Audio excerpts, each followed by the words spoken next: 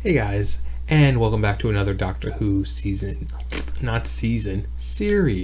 review of episode 2, The Ghost Monument. This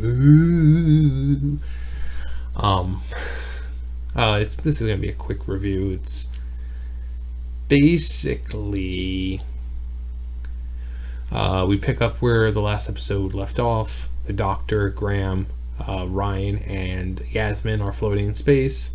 A ship comes by, picks them up.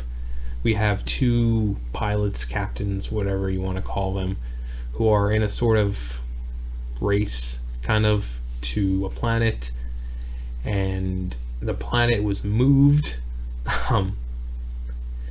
They get to the planet, they find a bunch of things that are kind of unsettling, how this planet doesn't have anything on it.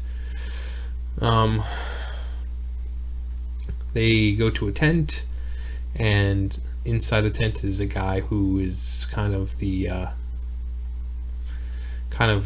handler of what they're doing. They're having like this kind of race, and whoever wins will pretty much have life security, fortune, like I said, security. And the loser is stranded on the island, stranded on the planet. And the planet's called its name is Desolation, which kind of gives you an idea of what it's like there. It's very sandy, lots of sand everywhere. There is water, but it is poison, so you don't want to exactly go swimming in it. But the whole point is they need to make it to the Ghost Monument, which apparently appears only every 1,000 years or so.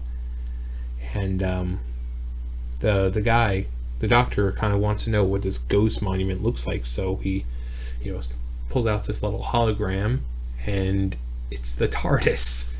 So she doesn't say anything to him about it, but she kind of lets her crew know. It's like, that's my ship, that's TARDIS, and I need to get to it when it appears. So they kind of go off on their way, and they find a structure, like it's like a facility of some kind, like a testing facility.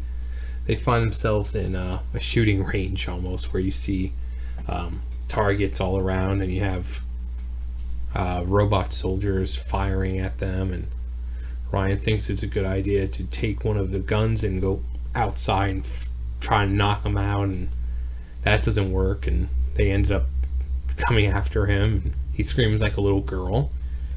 And more of this whole Doctor doesn't use guns. She's like, yep, that's why I told you not to shoot them. Which is kind of funny. Now we see a lot of the sonic screwdriver, which is pretty good. So basically throughout the episode there's the two people that they're with, and we kind of learn that they're families.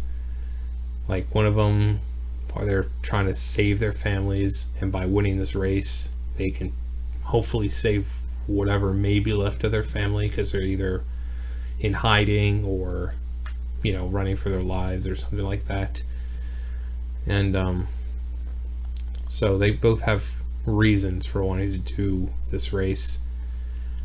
And we find out that the reason why this planet is so completely desolated is because of science. They find a room, and it's covered in markings, and the Doctor kind of deciphers it, saying the whole we're scientists, and we were here doing this and that, and poison the water, but we were taken from our homes and forced to do this, and blah blah blah. And of course one of the most cliche things, because it's kind of like kind of like Lord of the Rings, when Gandalf is reading from the books, the book in Moria, and it's like, we cannot get out, they are coming. Well, that's pretty much what it says. It's then the last thing she reads is, they are coming. I'm like, oh boy, I didn't see that one coming. We find out that our good friend Tim Shaw, the one from the first episode, the guy with the teeth in his face, he's the reason why there's nothing left on that planet for the most part. We also find out he's the one, or his race is the one who wiped out the other two, their planets or their families and stuff like that. So Tim Shaw, the alien named Tim Shaw, we're going to be seeing him again, which is weird because I thought they said no overarching stories, that it was just going to be separate episodes. But both episodes mention Tim Shaw, so he's apparently going to be a villain. But they finally make it, and only one of them is supposed to be named Winter, but they were like, well, you know. Oh, there's like these bandage monsters where, you know, they'll wrap around you and stuff like that. They start to wrap around them, but where they kind of escape because there's a cigar that the guy's carrying around, and it's a really cool type thing where you snap your fingers and it just lights. But the way the air is there in the ground when you start moving the dirt, sand around, it releases gases, and so they throw the thing into the air, snaps her fingers, and boom, all these things catch fire and blow up. It's actually pretty cool that a cigar can do that. And so after that, that's when they finally get to the tent. And the guy was like, yeah, there can't be two winners. And so the guy threatens him, and he's like, oh, it's an honor to say that for the first time there's dual winners, blah, blah, blah. And he makes the whole tent disappear, leaving the doctor and her companions. And she's all disappointed because they got there thinking that, hey, TARDIS is going to be there because that's where it was supposed to be. But it wasn't there. And obviously, just when they're about to lose hope, it's like, oh man, I let you guys down. I said I'd get you home, but I can't. And Ryan's like, so we're stuck here? She's like, yeah, we're stuck. Sorry. But then you hear, you know, the whole phasing in and out of existence. So she uses her sonic to try to stabilize the whole thing. So the TARDIS appears, and it's actually kind of an emotional moment. Not only for the doctor, but probably for the viewer, because I was like, oh, finally we got to see the TARDIS, and because that's what I was waiting for. So she finally goes in, and it looks pretty cool. I mean, it's really pretty looking on the inside. And there's like the console, and it's got these giant crystals, and it's pretty cool looking. Definitely a step away from like the grungy sort of steampunk version that the other Doctor had. And it's got like these weird circly, like patterned things on the wall, going around the sides and stuff like that. It's a very basic setup. There's just some knobs, switches, lever. There's a pedal, and a biscuit comes out. I don't know if it can do other food or if it's just biscuits, but hey, if you want biscuits, I mean, the TARDIS has got you covered. But yeah, we finally get to see the inside of the TARDIS, and that's pretty much it. That's where the episode ends. They show the TARDIS phasing out of existence, and that was it. So overall, it was a pretty decent episode.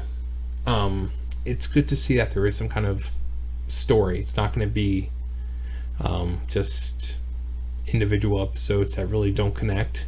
So Tim Shaw is obviously a big deal. Fucking bug, man. But yeah, it was pretty cool. I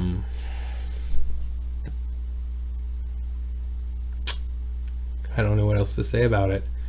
Rating out of 10, I'd give it maybe 7.5.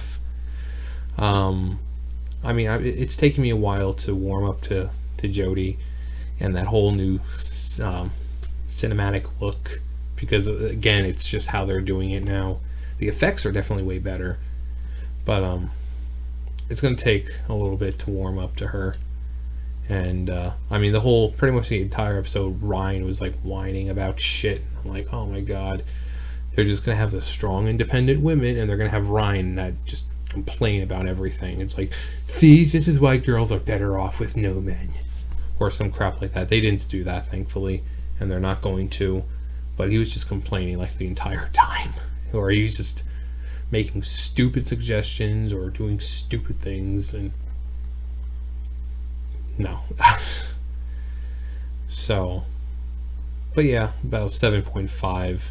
If you guys saw it, what do you guys think? Do you think Jodie's doing good? Like I said, she's for me, she's too much like David Tennant. I really have a hard time distinguishing her between David Tennant because the personalities are just